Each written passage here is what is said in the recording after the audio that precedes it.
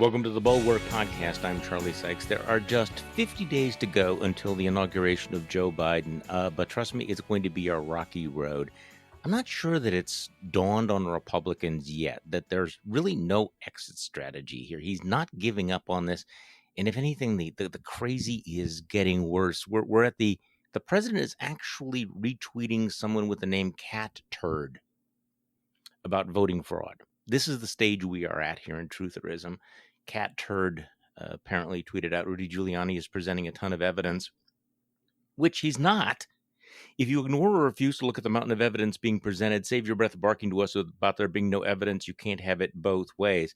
So joining me on today's podcast, Amanda Carpenter. I feel like we're in Groundhog Day talking about the gaslighting of America because Rudy Giuliani and all of the clown show, what's remarkable is that they have no evidence, and the evidence they have is just, it's just nuts. Well, in that context, Cat Turd kind of makes sense. That is the legal strategy. Just dig it out of the litter box. Oh, yep, dig it out of the litter box. Well, I like the fact that, Sidney Powell keeps filing papers that are filled with typos, but also will say there was really something suspicious about Edison County, Michigan's total, except there is no Edison County, Michigan. And this doesn't faze anyone. You know what I've noticed? Speaking of the cat stuff, I can't get past her animal prints. Do you notice she's always wearing animal prints of some kind? I'm not like a fashion expert or a psychological expert, but when a woman chooses to dress herself that way, day in and sometimes it's double. It's like a cheetah sweater on top paired with leopard boots on the bottom. I'm just saying there's something going on there. Maybe the Cat Turd thing is deeper than we think. It's a signal, maybe of some kind. I was actually reading. I was reading a tweet. Actually, I was going to make it sound like I was reading a brief in the Sidney Powell, Georgia case, but I wasn't actually reading it. And they have a little bit of a summary of what she's alleging in Georgia. This is actually the DNC brief, and it's a pretty good summary of the theory in case you haven't been paying attention.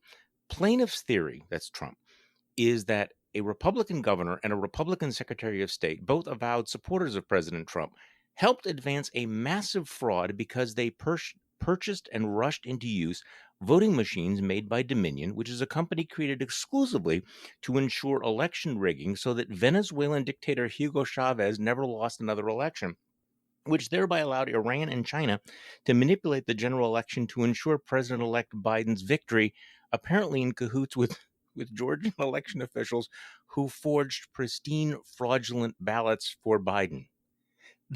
It sounds nutty when you put it like that, Charlie. It sounds a little bit implausible. Okay, so before we get into this, and I want to talk about your fantastic piece about the GOP as the propaganda party, because I think you had a really important insight there. But speaking of propaganda, I just want to spend just a moment with Lou Dobbs, who for some reason is still on the air. If we must. Well, I actually must. we must, because I do have something. I have a couple things to say about this, but Lou Dobbs is getting himself really, really worked up. For people who think that we'll just take a deep breath and let Donald Trump work through his feelings and everything is going to be okay. No, folks, this is ramping up. If anything, this is getting worse and worse and worse. President has raised, $170 million off of this grift, which tells you it's not going away. And listen to Lou Dobbs, because Lou Dobbs is calling for something. I'm not exactly sure what he's calling for when he talks about drastic action. But let's play Lou Dobbs from last night. Let me be straightforward with you.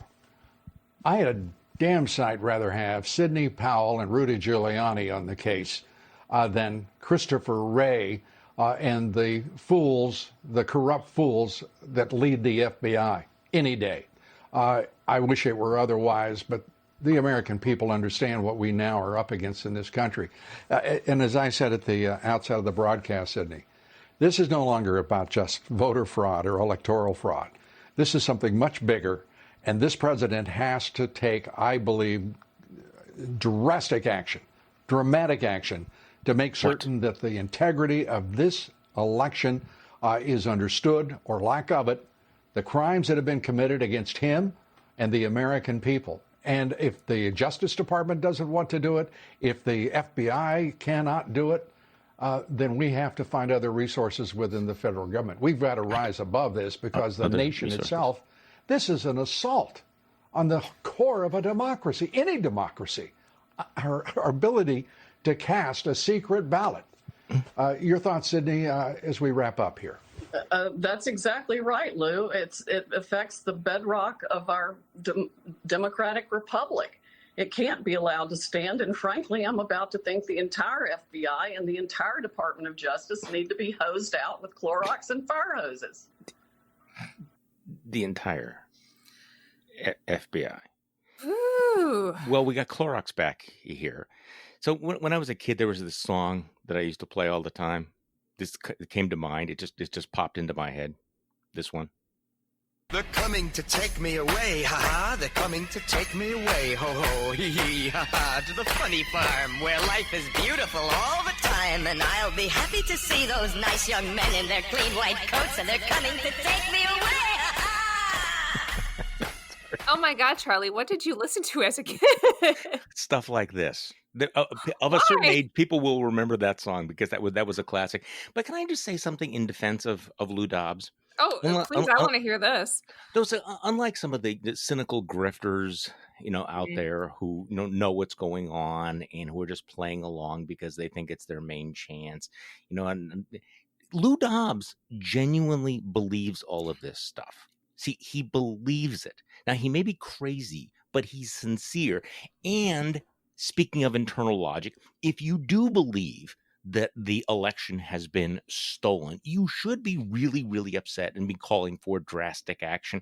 So you're watching the guy there and go, this is a true believer. I mean, I don't know what, Sean Hannity's as dumb as a box of rocks. I don't know what he believes or doesn't, but you look at Lou Dobbs and he believes this stuff. Yeah, I hope he believes it so much he hires Sidney Powell to negotiate his next contract with Fox. I'm sure that'll work out great. But you're right. I don't know if he believes it. I don't know if I share that with you. But what I know from watching him is that he is personally invested in Trump and Trumpism, clearly. And so is Sean Hannity. Like, whether they're actually true believers and true lovers of Trump, I don't know. But they're invested in a degree I don't think we've seen media personalities be in a sitting politician, which sort of was my thinking behind the piece that I wrote for the Bulwark about how the Republican Party, it's not an institutional party where there's elites like Mitch McConnell calling the shots and setting the strategy day to day and saying this is what the message and policy will be.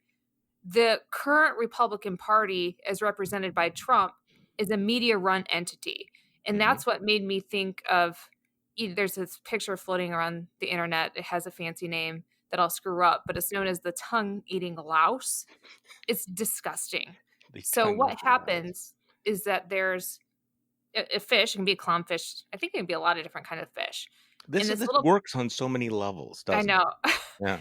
And so this parasite enters through the gills, and then it eventually works its way to the tongue. It attaches to the tongue, eats the tongue of the fish, which is still living, and then becomes the tongue.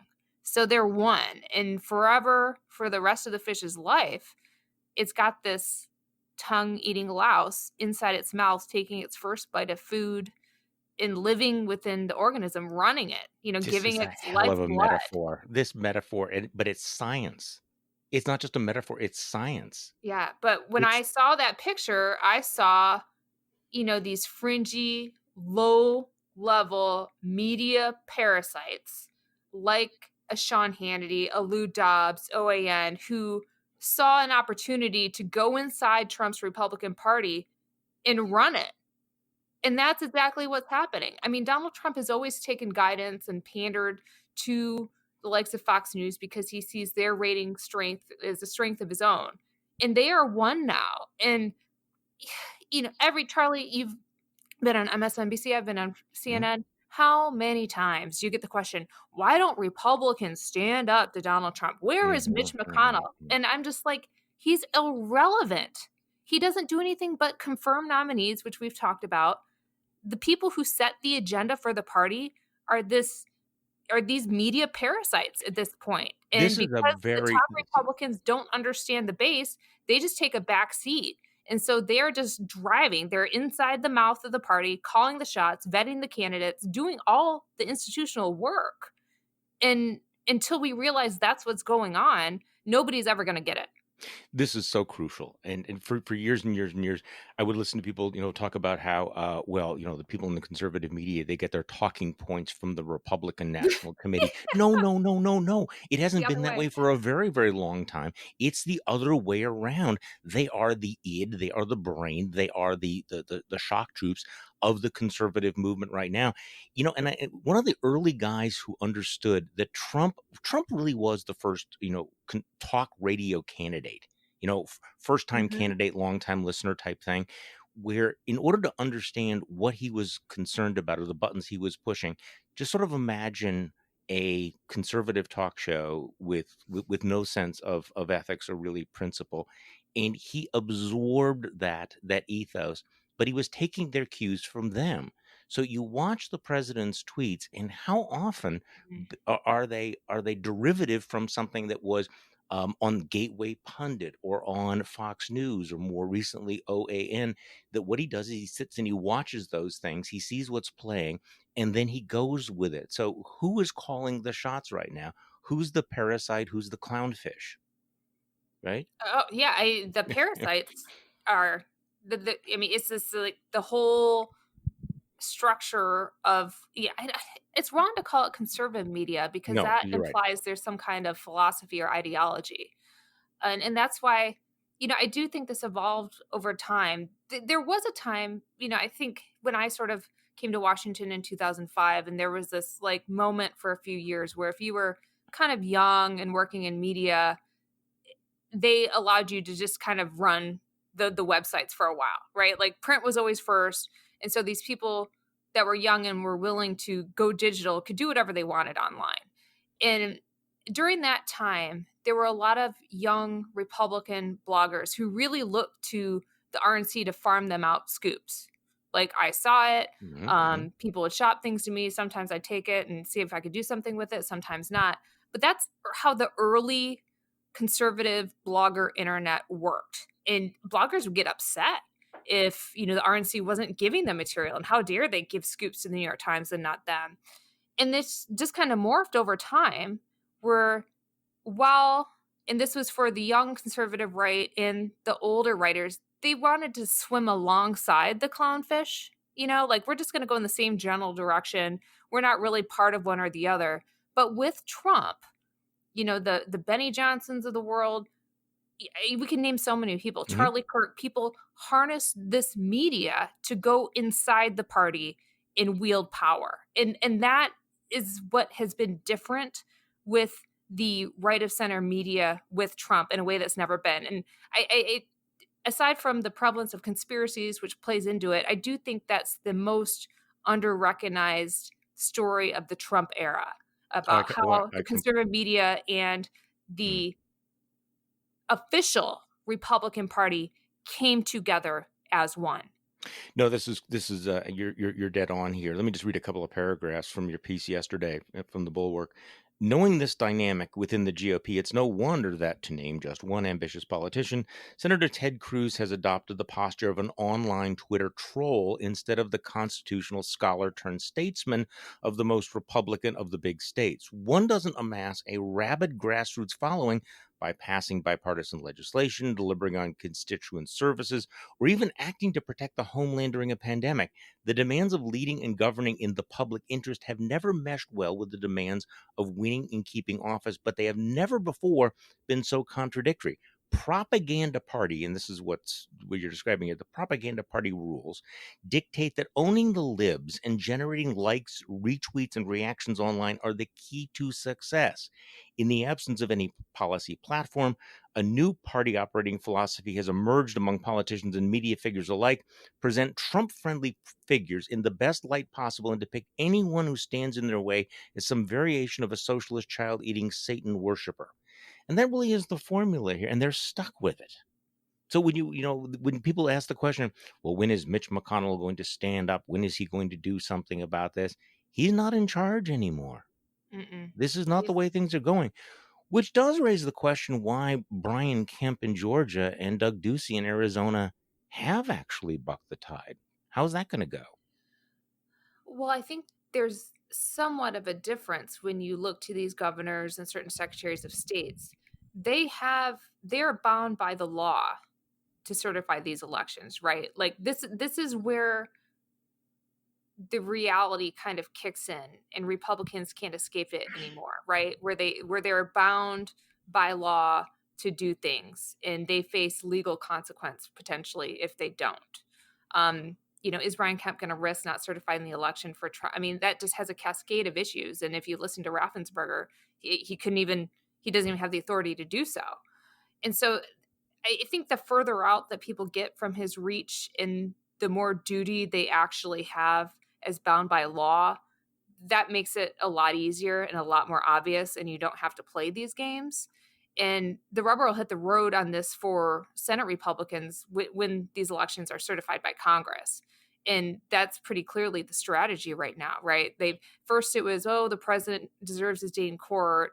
And now Roy Blunt, who's a member of the leadership team, was on State of the Union on Sunday saying, well, he's not the president-elect until Congress certifies him as the president-elect. And so they're just looking for these other legal boundaries to save them from doing the hard thing. Nothing is going to save them because Trump can't get off the tiger himself. I mean, he's created this, right? I mean, there's no way for him to pivot given the fact that everybody is going in the other direction. I mean, there's a lot about Donald Trump that he's following his own people, as opposed to leading them. And this is one of those where you're not able to turn it off. So, for example, in Georgia, he's going down to campaign for the Senate candidates in Georgia, but he started a civil war among Republicans in Georgia. He's starting a civil war with Republicans in Arizona.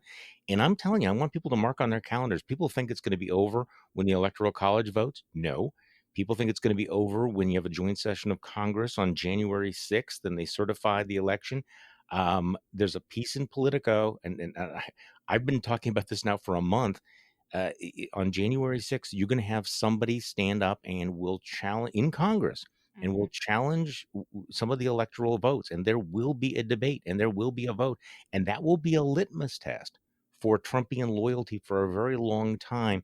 And so this is the price that a Republican that doesn't buy into the trutherism that this was stolen is going to be seen as a rhino in Trump world. So if Mitch McConnell figured there was going to be some moment that was going to happen where it was going to be safe, I think he's going to be very, very disappointed.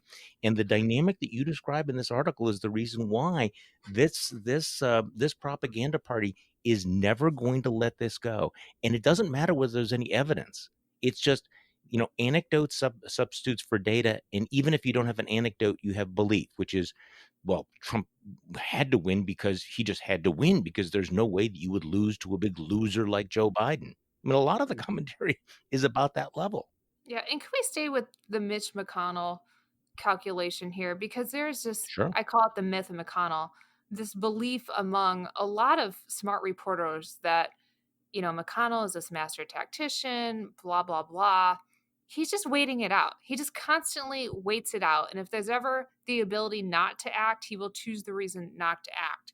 But why it's important and misguided in this case, Charlie, is that there are a lot of Republicans, and you can see it from what John Cornyn is doing and other people and how they're posturing about the nominees. They think that once Joe Biden is president, it's all just going to go back to the way it was. Mm-hmm. It's all going to go back. They can just fall into their postures of opposing nominees when they want, just going back to life as it used to be before Trump. And there's no going back. That is just the most misguided thing, that if you just shut your eyes and screw them shut and wait it out until Donald Trump is out of the White House, it's over. No, Donald Trump is probably going to announce his re-election campaign on the same day that Joe Biden is inaugurated president. Like, expect that. He's not going to go. He's going to say this isn't over 4 more years. And the Laura Trumps of the world who've been saying that Donald Trump is going to have another 4 more years will just go seamlessly into the reelection campaign, whether it's serious or not, whether it's he actually wants to be president again, or he just wants to keep a lock and control on the Republican field to monetize it for whatever use he has. That's where this is going. And it's all because people think if they screw their eyes up to Trump and Trumpism, eventually he'll do himself in and go away. That has never been the case. It never will be the case. And so I fear we're just setting ourselves up for not only the litmus test that you laid out when it comes to Congress and standing up and having a debate, but a litmus test literally on Inauguration Day of which ceremony will you go Oh, to? absolutely. No, I think that's going to happen too. I think you're right about that. You think that they'll have dueling events on January 20th? Why not?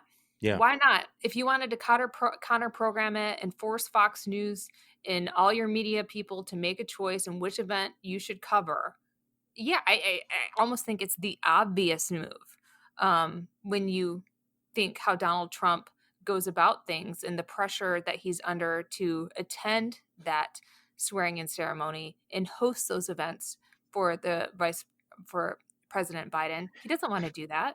And, and the way to avoid ever acknowledging that you lost is saying that you are running again 4 more years. So we were so naive when we thought the worst case scenario was the president refusing to show up at the inauguration. In fact, it's going to be way worse than that. He's going to have his own counter inauguration. Okay, so here's my optimistic, and I don't necessarily believe this, but what would be a better case scenario is that Trump and his folks get locked into sort of a QAnon conspiracy theory, the election was stolen, but that mainstream Republicans like Doug Ducey, even Governor Kemp from Georgia, move on and say, no, this is not true. So that what happens is that the Trumpists become more isolated from the rest of the party. That's my optimistic take. But your description of the way in which the right wing has now become kind of has been taken over by the parasite of the propaganda party means that's not likely to happen. So talk about this dynamic, though. What happens with Fox News and OAN and Newsmax? I mean, Newsmax's CEO Chris Ruddy straight up saying in the New Yorker that this is great for him, that he's just doing great, that they're gonna ride this horse as long as they possibly can. They're gonna push all the conspiracy theories. They have no ethical, journalistic limits to what they're willing to say. So clearly we got to talk about what Tim Miller from Geneva saying on Newsmax yesterday. Mm-hmm. He killed the guy. Yeah, our colleague, and I don't even think he was working on a story, watching Newsmax to see what was going on, and I don't even know how long Tim had to watch it to find that craziness come out. And so that's the programming. That's what Newsmax says is good for business, correct? I mean, that's what they choose to air. I haven't seen Chris Ruddy come out and say, "Oh, this is terrible. We're never having the president's lawyer on again." He's probably going to invite him back for more. Do you know that I was on a commission once with Chris Ruddy? No, for what? This was the Knight Commission on Restoring Trust in Media and Democracy. No, seriously? But here's the deal. Chris Ruddy did not show up for a single meeting, ever. Oh, okay, not well, that makes one. sense. So anyway, where does the audience go? Because the OAN and Newsmax are figuring we're just going to serve up whatever Fox serves, we're going to serve up red or meat, and we're going to pivot and say that Fox News and CNN are basically they're the fake news. We're the only people that are going to give you the real story. Mm-hmm. Well, that could work with at least some of the base. Yeah, I'm sort of conflicted about it's not where the Fox audience will go per se. It's just the Fox audience now has more choices. And clearly the pressure from Newsmax, OAN is forcing Fox to consider some programming choices. And I do think the president's interview with Maria Bartiromo was evidence of that over the weekend. Maria has her weekend show. I listen to it a lot if I'm driving back from doing a CNN show on Sundays. That's the only reason I catch it. But I mean, for the past few years, she's always had like Lindsey Graham on, Devin Nunes. She was all in on the Russia investigation. So this is kind of her beat, like whatever Trump conspiracies are, she'll have, whatever lawmakers are willing to go with it onto her show to push this. So she's done this consistently. So what she did with the president wasn't surprising, but her posture seemed a little different. She was egging him on, like just kind of like this frantic excitement, right? Like, tell us more. Like, show us the evidence. How are you going to win? You clearly have a path for victory. Show us how. Show us how. I mean, this was not an interview. This is disgusting. A form of cheerleading. It was just kind of frantic, and it went on and on and on. But that wasn't her choice to do that, and that's what I keep going back to. Fox News made that decision. It was a presidential interview, right? His first interview since the election, I believe. It didn't go to Chris Wallace, didn't go to Brett Baer. It went to Maria to egg him on and give him a full 45 minutes to push his propaganda into the universe.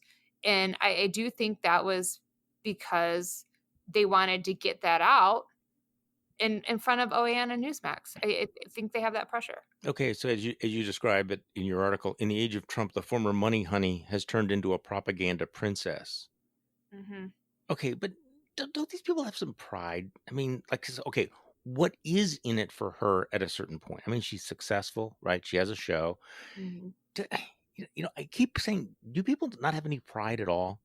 Well, my point is, this is what she's been doing under the radar for the last 2 years. So she kind of believes Sunday it, show is on. I think she's always been kind of the fringy programming on Fox. She's on after, the regular Sunday morning show that gets all the, credibility with Chris Wallace. And then she's always been on the weekend doing this. And she's always been the outlet for the Trump crazy people to come on and do the conspiracy theory stuff. Just like Lou Dobbs seems super unhinged now. But I remember when I was writing my book in 2017, he was all in on the Russia conspiracy stuff too, like literally talking about black helicopters flying around to get Donald Trump. I mean, you couldn't parody what he was doing back then. And so Fox has had their designated conspiracy Trump people there the whole time. But what is different now is how invested they are in it. It's taken a mania that you kind of touched on in the beginning of the show. And I think it's because they're so personally invested in Trump. It's not about money. It's about their reputation. It's about their future. Trump's future is directly in line with their future, right? Like if he's embarrassed and he goes down, they go down. So then you have the millions of people that are watching them. What percentage of them are crazy people who are potentially going to be unhinged in their reaction to this? Because I'm watching the Lou Dobbs thing and thinking this is somebody that really believes that there's treason, that really believes that we need to take desperate action.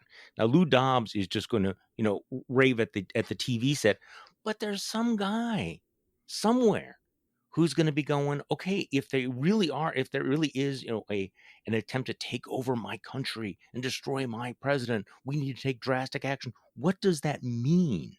We could ask Chris Krebs. He probably has some kind of private security right now. I mean, Joe Geneva called for him to be shot, taken out and shot. And some people can say, yeah, you're joking around. But if that were me, I wouldn't take it as a joke. I would be packing up my family to leave my house for a couple weeks just to be safe.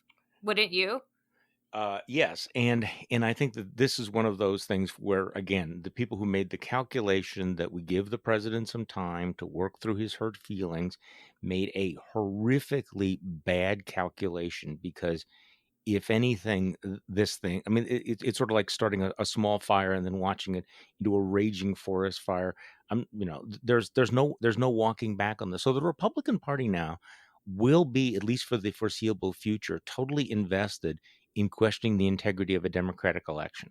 I mean, I understand that, National Review is saying this is undemocratic, this is horrible, the president should not be doing that. But I think that we've seen the relative influence on the right of, say, National Review versus, somebody like Lou Dobbs or a Money Honey, or the other folks out there spreading this kind of misinformation. I mean, the center of gravity has shifted. Well, it And gets back to the question that when people say, oh, this is damaging for the country, there might be consequences, we don't want it to happen. Well, did you vote for him? Were you telling your readers to vote for Donald Trump? I mean, it always kind of gets back to that. You can't say vote for Trump, but somehow we'll have adults in the room that will guide him on a better path here. And that's the fundamental problem. This is the among the people I have a hard time understanding. I mean, look, the people who are totally, into the conspiracy theories, who are nuts, they're nuts. Okay. Then there are people who are as dumb as a box of rocks. Fine. It is the people who will look at Donald Trump, see what he is doing as reckless and dangerous and dishonest, and go, yeah, but like 5 minutes ago, I was saying, let's give him another 4 years in office. Or who may, over the next 4 years, say, yeah, we should restore him to power back in 2024. I mean, those are the ones that are going, seriously, this is what you think of the country. The damage is so obvious, and it's not a joke. And, there's a certain, too cool for school class of punditry out there saying, well, see, nothing bad happened. The institutions worked. Everything, democracy worked. There was no violence. There was nothing.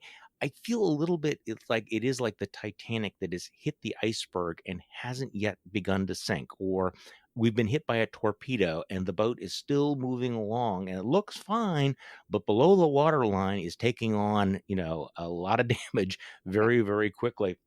And we're not going to know how bad the damage was for a while. Yeah, that line of thinking also just makes me pretty angry, actually. I mean, I could say upset, but it makes me angry because I have to ask, have you not been paying attention? Like, oh, the institutions held. They held because of some very brave people who shouldn't have ever been in the position where they had to be so brave. And Right. I'm thinking about the Michigan State Legislature, for example. Do you remember when it was shut down because a bunch of, gun-toting militants crowded the steps and shut the legislature down? But that's still going on. People should go on Twitter and follow, I think, the Attorney General for the state. They're holding session. They're doing things now, and there's more rallies coming. There's more guns coming, and these people are going to work through crowds of people holding guns. Really? I mean, I support the Second Amendment. I'm for that. But when you are bringing weapons to political events at a Capitol for the purpose of shutting them down, I have a problem with that. Well, and when you bring young mothers and fathers who work in the state legislature and the people that, wash the floors there should have to endure that kind of thing. That is a scary moment. And so, yeah, the institutions held, but it's because people are willing to go to work in circumstances like that, even though they shouldn't have to. And so, I think the people that say, oh, yay, everything's fine, should think about going to work under those conditions. Well, and norms don't just collapse all at once. It doesn't just happen overnight. It happens with this long erosion. And what you're describing is a process of intimidation. It is intended to frighten. It is intended to intimidate. Otherwise, why do you bring the guns to these particular events? I mean, the plot against Governor Whitmer. Sorry, I mean, I could really keep going. I usually have a list in my head of these like violent, potentially violent events, and just for the grace of our institutions, somebody didn't get murdered, No, I completely agree about that. And so, and look, think about the discussion that we're having right now as a country. And it would normally be just sort of fringe crazy stuff. But the President of the United States is really pushing for legislatures in places like Wisconsin, Michigan, Pennsylvania, and Arizona, and Georgia to overturn the election and just simply send Trump electors to Congress. This is what he's left with.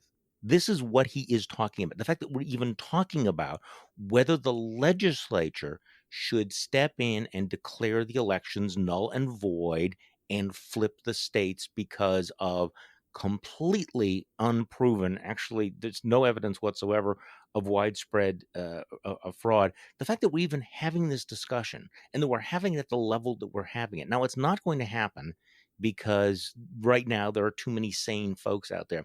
But in the future, if this becomes the norm, if it becomes the legend that that Donald Trump was stabbed in the back, that Republicans didn't stand up and do what they needed to do, which was to overturn the election, then next time, if the election is not as close, what is going to happen? What do we think is going to happen? Yeah, and what's especially galling about this is that the state lawmakers are doing their jobs. I think a lot of state legislatures are even part-time. I mean, these aren't like rich people who have all the benefits and trappings that U.S. senators and other high-level people do. And they have no cover from people like Mitch McConnell. They have no institutional support. They have no backing, right? They have Fox News and everybody coming on to them like a hammer. And we're supposed to just cross our fingers and hope that, 2 members of the canvassing board in Michigan will do the right thing. It's just ridiculous. And this is not a strong, healthy party. It is one that is just barely surviving on a shoestring. So let's just move ahead just a bit. So what is your sense? We've been talking about the delegitimizing of the Biden administration. What is your sense about the willingness of the Republican Senate to reject his nominees? The only serious pushback I'm really seeing is Neera Tanden, although Josh Hawley, who, by the way, is emerging as just one of the biggest fakes, this faux populism, lashing I'm out. glad I have to pay attention to Josh Hawley now. I've been able to ignore him for quite some time, and now I'm going to have to figure out what his brand of crazy is. I love the fact that that he's decided that he's he's going to be the faux fake populist. So he's talking about Janet Yellen and saying he's objecting to Joe Biden naming corporate liberals and warmongers. Yeah, corporate liberals, because as Tim Miller pointed out, we've gone from Marxist socialists who are going to take over your community to they might name corporate liberals. Okay, well, it doesn't quite resonate the same way. So he's in a contest with Marco Rubio for the faux populist. That's the thing I'm getting from this. I think he might win because, well, I don't know. Who's going to win that? Well, do the Bible verses help or hurt?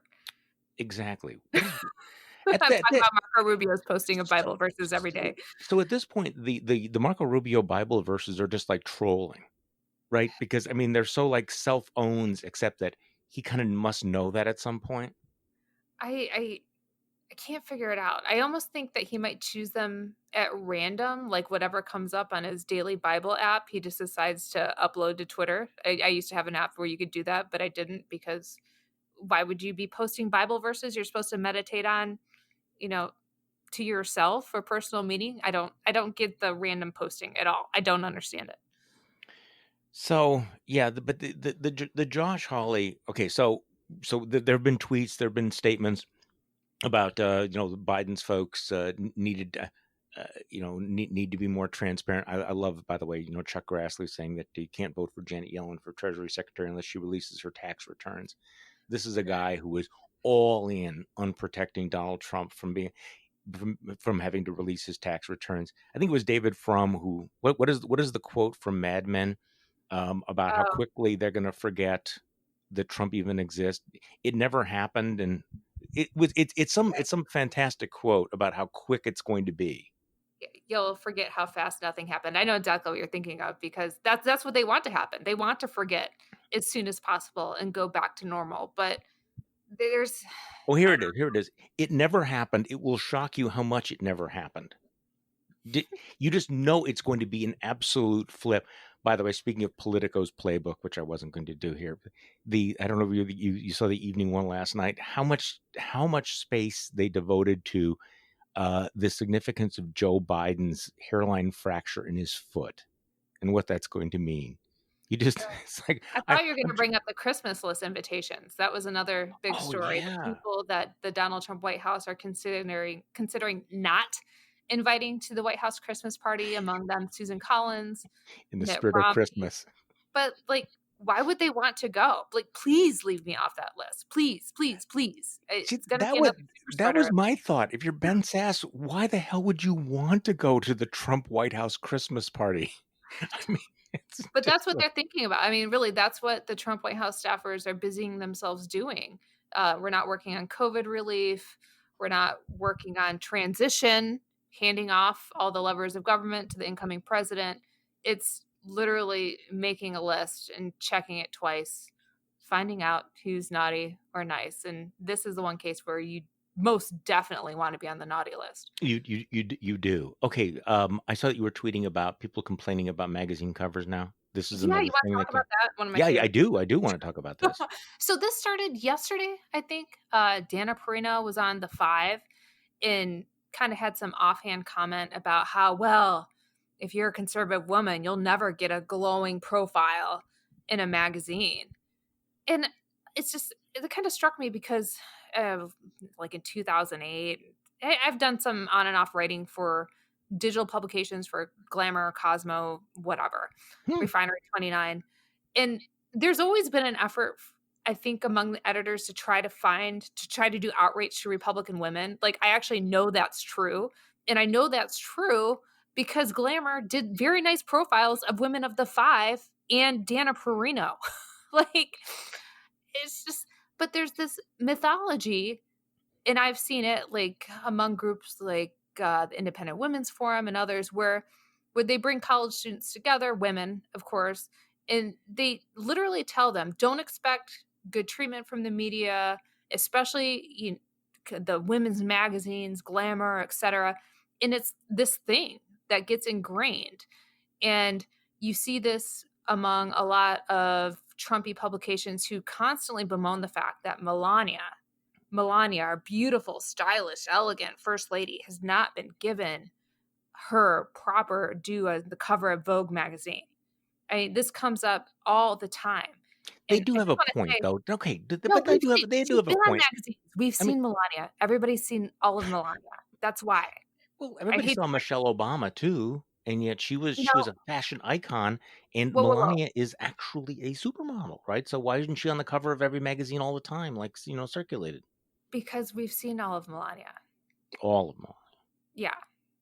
I think that's a barrier to some of those magazines. And also, her entire staff constantly trashes magazines and the New York Times and the Washington Post. And now they demand, glowing profiles. It's the strangest thing to me.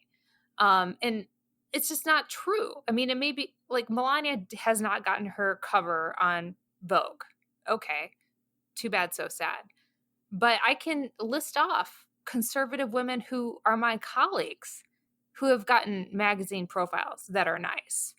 And so it's there if you want to look for it. But it just amazes me that this entitlement that the women of Fox perpetuate, who could not have more airtime, could not be presented in any more of a glossy, finished sense, think that they don't get enough media attention. Didn't Megyn Kelly get a big glossy GQ? Yeah, that was something like that, I actually was going through the magazine profiles. I remember I had to look that one up. I couldn't remember if it was Playboy or GQ, which tells you what kind of profile it was. It was GQ, but yeah, that's what she wanted. That's what she got. Yeah, I can't get emotionally engaged with people who are upset and feeling victimized because they weren't on the cover of Vogue magazine. I'm sorry, that doesn't of the bad things that can happen to you in life. That it's not tripping my. That's just me. I'm a guy. How many conservative women have written books where their whole face and body is on the cover of it? Right? Like I can think of many. I don't even need to name the names. I guess it's part of the deeper, longer sense that conservatives have convinced themselves, or people on the right have convinced themselves that they are victims, which again explains why they've sort of huddled together into their own bubbles, into their own alternative realities, because they didn't feel that they were treated with the kind of respect and celebrity that people on the left got. So they keep telling themselves this. And it's really an important part of right-wing self-identity, right? Is the constantly to have that sense of grievance, that they hate you, they despise you, they are ignoring you, which is why we are here to celebrate and protect and defend you. Well, here's an idea. Perhaps if Newsmax wasn't airing death threats to good public servants, they would have more time to profile Sarah Huckabee Sanders in the prettiest, most perfect light. Okay, I'm trying to remember this now. Newsmax was a magazine before it became a TV show, right? There was actually a magazine. Correct. Do you remember in the 2016 campaign, something happened that didn't get as much attention as it deserved, I think, in terms of like, how did this happen? What's going on here? remember they did the Newsmax magazine did this whole sort of glossy R-rated spread on Melania Trump. And then remember the New York Post ran pictures of her and everything? The Ew, I missed only way that. that could have happened would have been for Trump himself to have given it a green light to say, yes, in the final days of the campaign, this would be okay for you to do these cheesecake photos of Melania. In a way that anybody else would go, okay, this is a little bit creepy. This is a little bit exploitative. But he saw that as a plus. He saw that as something that would help him. And by the way, I don't think he's wrong about that. Well, I would be grossed out, but that was her business. Well, right? And look, let's be honest also about it. That Donald Trump understands that there's a certain kind of guy that thinks that whatever's wrong with Donald Trump, he's got it going because he's married to her. It's a big part of his appeal. Yeah, most definitely. I believe he said that in The Art of the Deal, pretty much straight up, that you could get away with anything as long as you had a beautiful woman on your arm. I think he put it much more crudely than that. But yes, I do think I applaud myself for dressing it up. No, I'm glad you did, because that would have been a creepy way to end the podcast today. So Amanda Carpenter, thank you so much for coming on the podcast. And this piece, I strongly recommend it. It really has a huge insight into the way that the GOP has become the propaganda party, that the media parasites have taken control of the House. If you don't understand that, you do not understand the dynamics of Republican politics or what is happening, this symbiotic relationship between right-wing media and right-wing politicians. So Amanda, thanks for the piece, and thanks for coming on the podcast today. Thank you. And thank you for listening to today's Bulwark Podcast. I'm Charlie Sykes. We will be back tomorrow, and we'll do this all over again.